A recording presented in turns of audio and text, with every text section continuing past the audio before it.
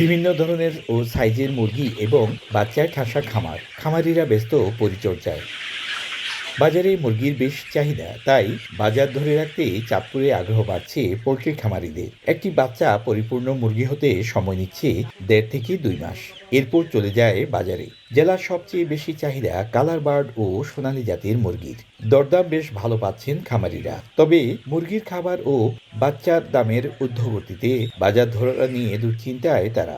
আদারের দাম বৃদ্ধি পাইতেছে, সবকিছুর দাম, কিন্তু আমরা যখন মুরগি করে এটার দাম কিন্তু আমরা বৃদ্ধি পাই না। খাদ্যর দামটা একটু সমন্বিত করে রাখে বা কিছুটা কমিয়ে রাখে, তাহলে আমরা এই ব্যবসা বাণিজ্য করে সেটা ডাল ভাত খাইতে পারবো। বাজারটা কিছু কিছু সময় আপ ডাউন হয়, তখন আমাদের লস হয়। এখনকার যে বাজার আছে এই বাজারে আমাদের লস হবে না। এখন মুরগির বাজারটা যেরকম আছে এরকম যদি থাকে তাহলে আমি একটু স্বস্তি পাবো আর কি আমার চালান প্রতি।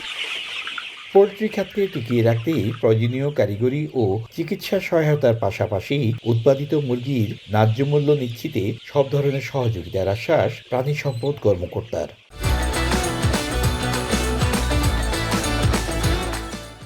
যেহেতু তাদের খাদ্যের দাম খুবই বাড়তি, আপনি জানেন পোলট্রি এবং গরুরা তারা গম এবং ভুট্টা জাতীয় প্রোডাক্টটাই বেশি খায়। যেখানে গম আর ভুট্টার প্রোডাক্টের চাহিদা বেশি, বাংলাদেশে এটা মানুষের চাহিদা পূরণ করতে পারে না। সেখানে তো গরু থেকে প্রোডাকশান নেওয়া, পোলট্রির থেকে প্রোডাকশান নেওয়া টাফ ব্যাপার।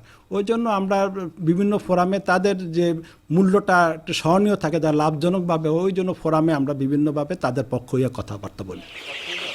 চাঁদপুরে পোল্ট্রি খামারের সংখ্যা ২,১২২টি।